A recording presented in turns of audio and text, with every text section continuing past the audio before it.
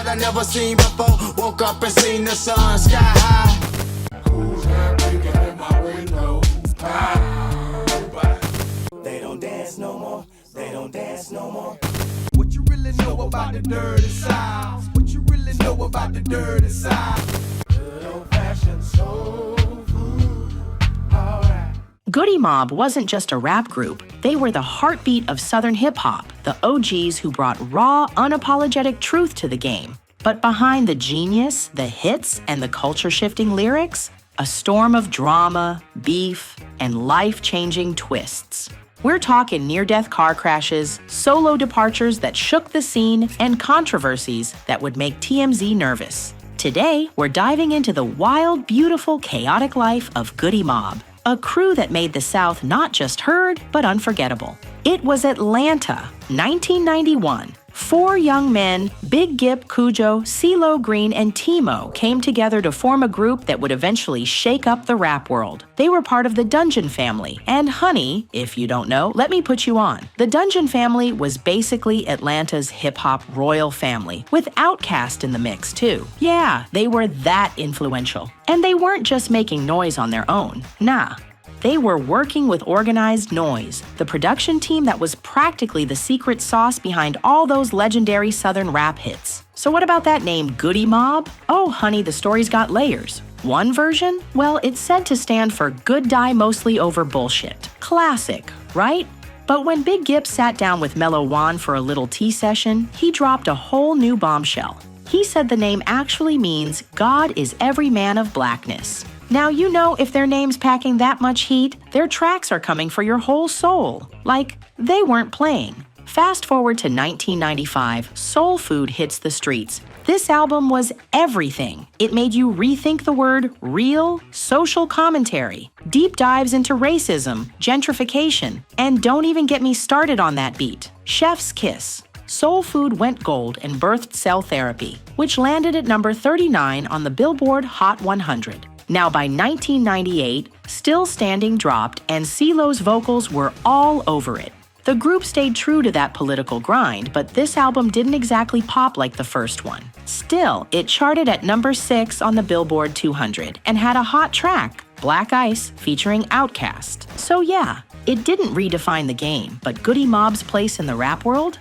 Unshakable. But then by 1999, things took a turn. World Party came out, and well, if you were expecting the gritty, heavy messages from their previous work, you were in for a shock. Party anthems? Lighter, more poppy beats? CeeLo wasn't having it. He bounced out, off to start his own solo career. And with that, the end of Goodie Mob as we knew it began. By 2004, the group was hanging on by a thread. Kujo, Timo, and Big Gip dropped One Monkey Don't Stop No Show, a return to their roots, but it was a little too late to make any real waves. The album flopped, and it was clear that this was a classic case of too little, too late. Big Gip dipped, and it was basically the final nail in the coffin for the group. Kujo and Timo tried to keep the Goodie Mob spirit alive with their duo, Lumberjacks. But let's be real, it didn't exactly take the world by storm. Living life as lumberjacks? Things were looking rough. Just when you thought it was over, 2006 rolls around, and the whole squad reunites for a performance after a Gnarls Barkley show.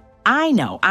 CeeLo was off doing his own thing, racking up solo success, but still, it was a reunion, and baby, it was big. Then, in 2013, Goodie Mob signs with Elektra for Age Against the Machine, proving they're not completely out of the game. But wait, there's more. After a whole 7 years, in 2020, they dropped Survival Kit like a surprise comeback album. Oh honey, the drama with this group has been non-stop. And trust, they've made their fair share of headlines. Now, back in the mid-90s, things really hit the fan when MTV decided to pull a stunt that had everyone talking. They decided to censor the phrase "Black Man" from the music video for Black Ice, Sky High. Their lyrics were calling out the hard truths like police brutality and systemic racism. They were pushing back against the establishment. But MTV didn't want to hear it. They erased Black Man like it was just another taboo word. That wasn't just censorship. That was erasing history, silencing a message, and it sent the message loud and clear. Some people didn't want to hear the real talk about race. The group didn't just roll over and take it, though. Oh no, they fired back with even more fire. With the release of their song Dirty South, Goodie Mob took their stance even further. And the backlash? It only got worse. And trust me, this was no lighthearted feel-good record. Oh no, this was a politicized, unapologetic blast at the racism. The Confederate flag had been waving over Georgia from 1956 to 2001. And let's be clear, its inclusion wasn't some cute Southern charm. No, it was a symbol of white supremacy, a big old middle finger to desegregation efforts. And Goodie Mob? They weren't about to let that slide. They went straight for the jugular. CeeO dropped bars about Atlanta being a place where the Confederate flag still waves for good old boys in slavery. And Big Gip wasn't shy about calling it what it was, a symbol of slavery and racism, standing there as a constant reminder of the South's rotten roots. And the truth is, Goodie Mob wasn't always welcomed with open arms in the hip-hop world. They were like the Southern rebels, shaking things up in a scene that was all about gangsta rap and fast flows. But guess what? The West Coast, the place that was all about G-Funk and Snoop Dogg, was low-key rooting for them. And one of their biggest fans, none other than Tupac Shakur. Now, Kujo from Goodie Mob tells us that the first time Goodie Mob met Pac was at the Source Awards. And the very next day, Goodie Mob was in the studio with Pac.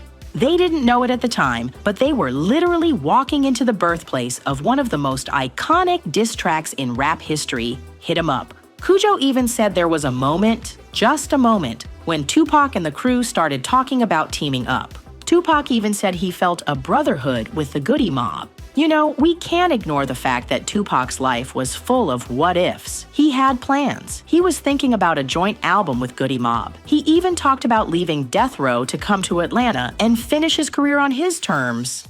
Imagine if that had happened. But alas, we'll never know. Tupac's life was cut short, and the world lost a legend. Now, shifting gears a little, Goodie Mob didn't just stop making waves after Pac. Big Boy, that Outkast legend, spilled the beans on a story back in 2023. He spilled the tea about a time when Kujo from Goodie Mob had a face-off with none other than Mike Tyson.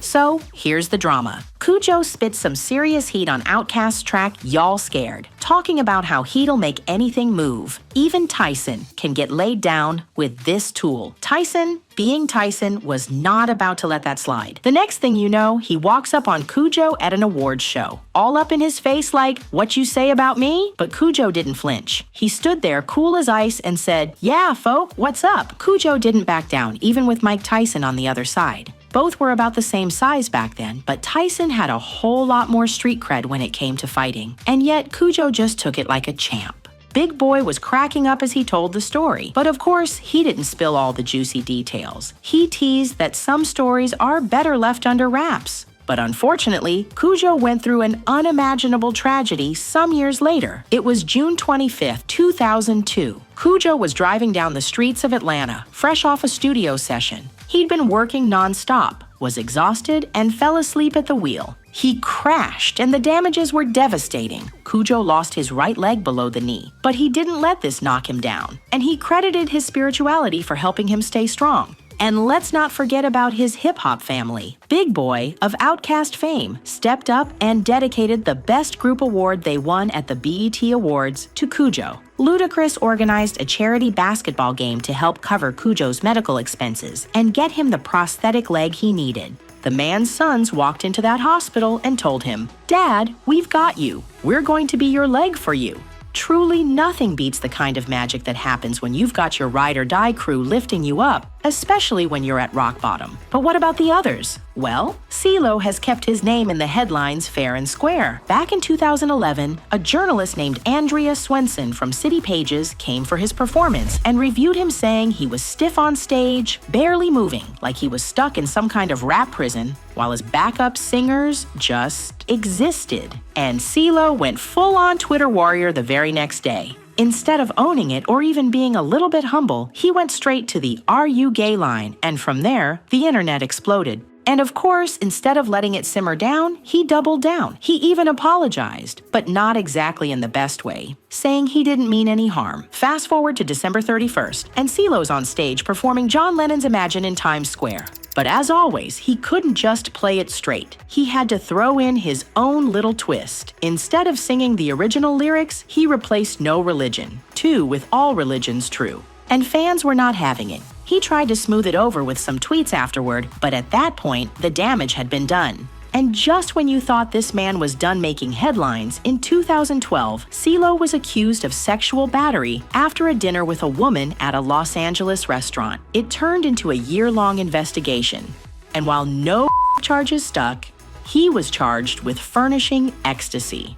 Oh, and let's not forget those cringy tweets he sent out afterward. He got into hot water again for downplaying rape culture with some nasty comments. His Twitter account was shut down, but of course, he came back with an apology. But let's be honest, nobody was buying it. Oh, honey, let me tell you, Goodie Mob isn't just sitting on their legacy. They're still out here making moves in 2025.